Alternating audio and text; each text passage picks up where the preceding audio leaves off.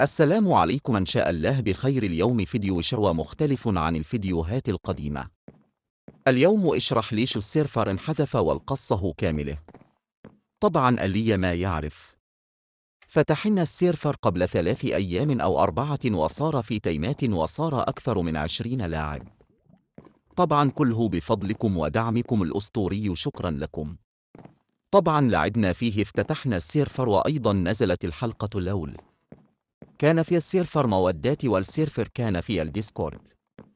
أتى شخص ورتب السيرفر، كان شخص محترم، ولكن أصحبت مشكله بين لاعبين 2 ومن ضمنهم هو.